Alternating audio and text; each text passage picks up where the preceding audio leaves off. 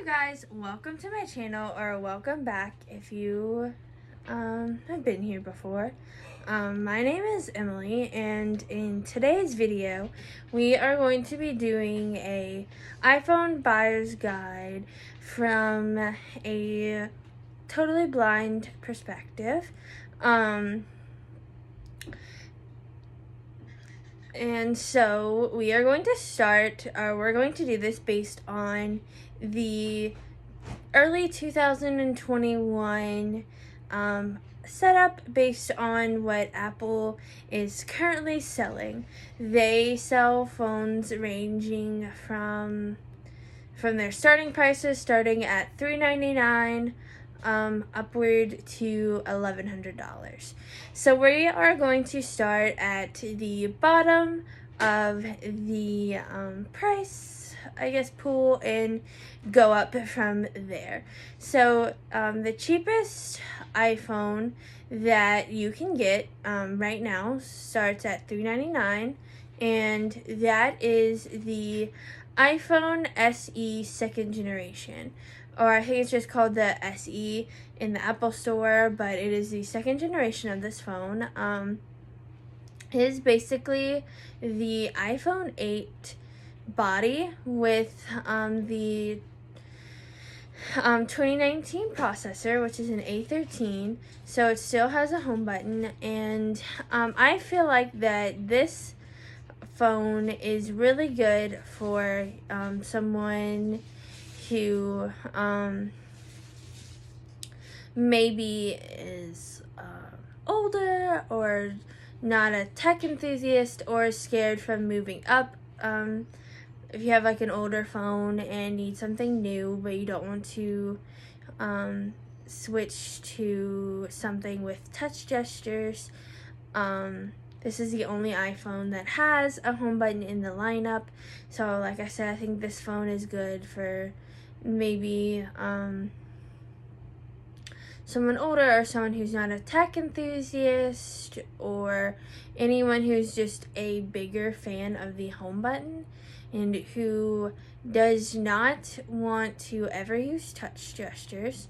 This phone will last you for a few years. Since it has the 2019 processor, it should at least get you 3, probably at least 4 years of updates, in my opinion. And then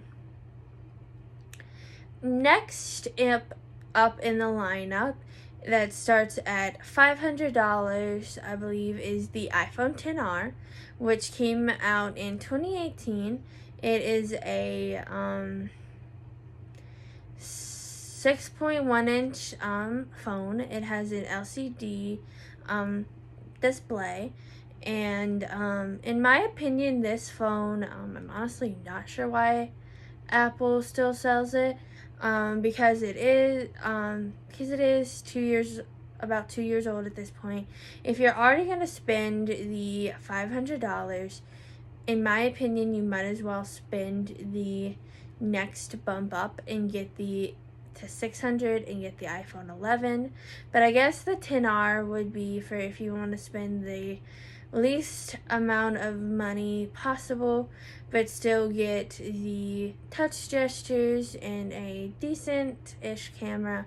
That would be the only reason I would recommend to get the XR, but I really don't recommend the XR, because if you're already spending that much money, you might as well go ahead and get the iPhone 11.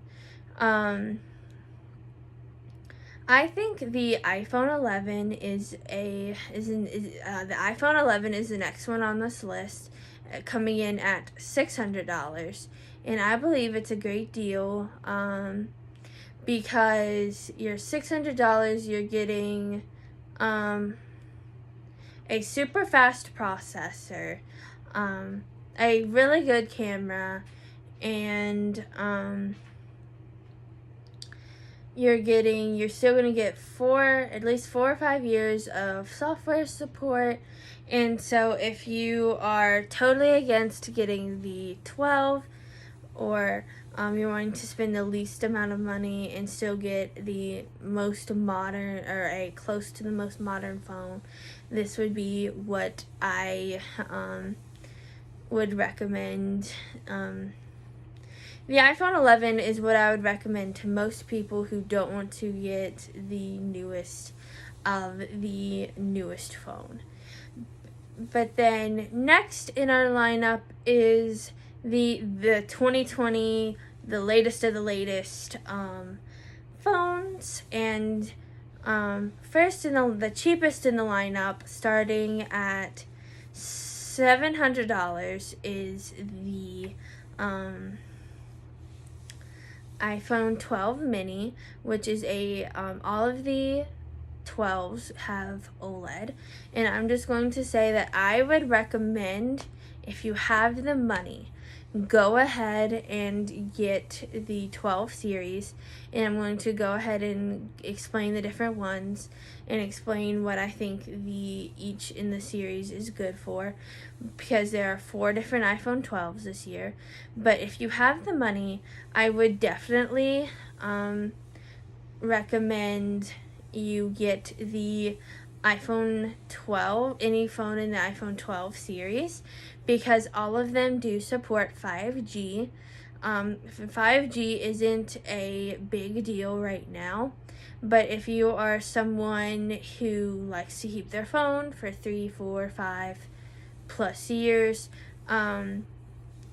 your phone will be future-proofed if you have 5G.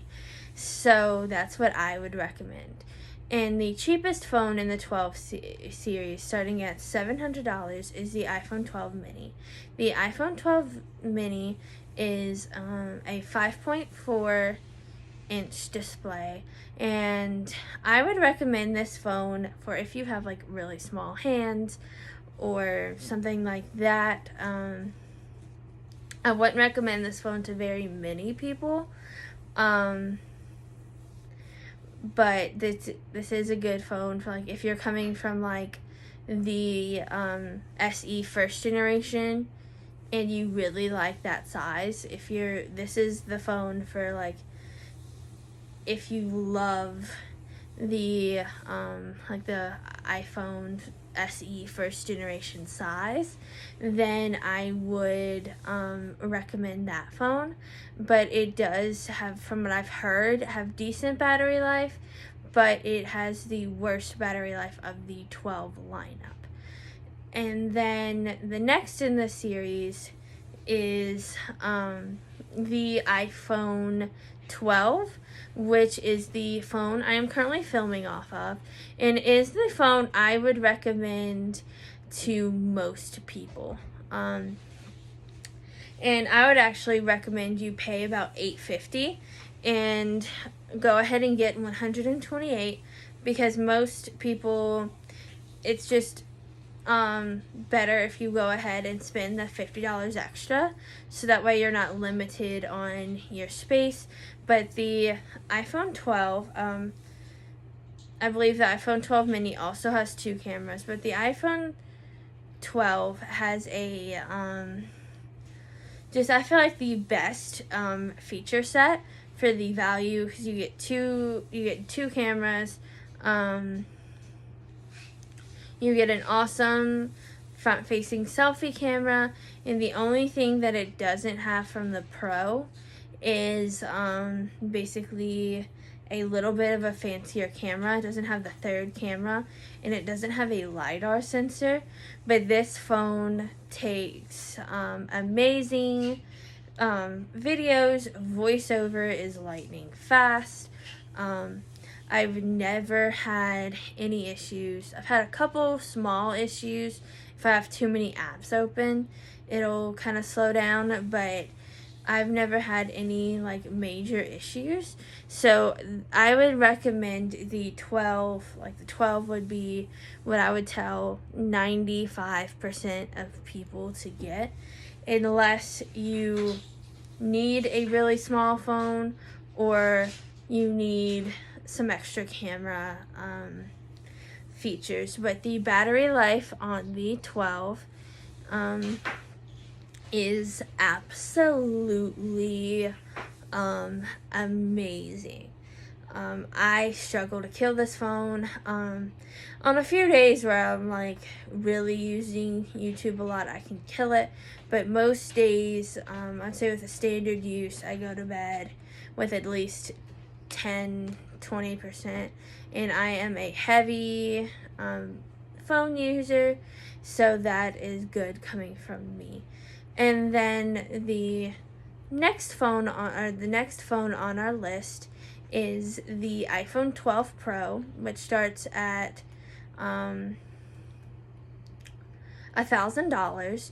And I did forget to mention that all the other phones before this on this list have a base storage of 64 gigabytes. And the price goes up a little bit if you want to up the storage. But we are just talking about the base models in this video. The next phone we're going to talk about is the iPhone 12 Pro. And it starts at $1,000. And I would honestly only recommend this phone for, it has 128 gigs of storage. So in the base model, but I would only really recommend this phone for if you have like a specific job, like maybe landscaping or real estate or something along those lines, to where super high quality picture can really change your job. Like even for me as a YouTuber, the 12 is good enough for what I do. But I know a lot of YouTubers who do more high-tech videos love the 12 Pro because they can get a lot of better shots off of it. And so I'd only recommend the 12 Pro to those people, those like hardcore like camera people. And then the last phone on this list is the iPhone 12 Pro Max, which is a 6.7-inch display, and it comes in at $1,100, and it has, the only people I would really recommend this to is if you need like amazing battery life, like if you're a hardcore. This is actually the best of the best camera. So that's the only people I'd recommend this to where if like video quality is like your thing, I'd recommend that. Because I feel like the regular Pro is just kind of like in that weird, like it's got the best camera, but I would only recommend those people who don't want the big screen of the Max but need the best of the best camera, because the Pro Max has really good, the best of the best camera, has a few different like video settings, like you can film in RAW, which you can't film on any other. I think you can film on the Pro and RAW, but it has just a few different really good camera settings that the other phones do not have. And so I would definitely recommend the Max over the Pro, because the Max has the best of the best camera and the best of the best battery life. But I would not recommend the Pro or the Pro Max to the average person, because most people don't need all that. Like the 12 works perfectly fine for most people. So kind of my conclusion to this video is the two phones I would recommend are the iPhone SE and the iPhone 12.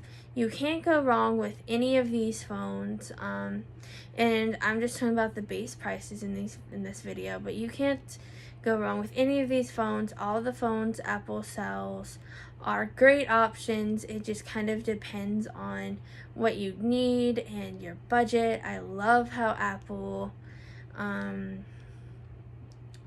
of has a budget has a phone for almost every budget.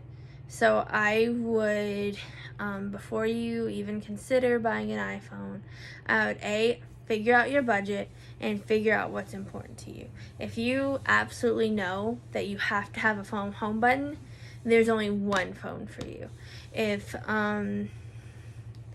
you know what screen size you want, if you know you want the smallest of the smallest phone, the iPhone SE or the iPhone 12 mini would be the two that I would look at. If you want just like an iPhone that has a 6.1 inch display, well, you have a few different options depending on how much money you want to spend and what features are important to you.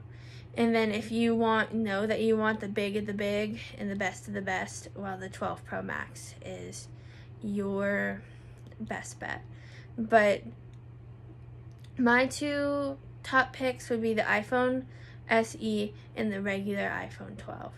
I hope my rambling, I probably should have organized this video a little bit better, but oh well. I hope my rambling was helpful to someone out there and someone will get some use out of this video. So I will see y'all next time. Bye. Take picture. Take picture. Take picture. Stop. 16. Viewfinder. 16. Stop recording video.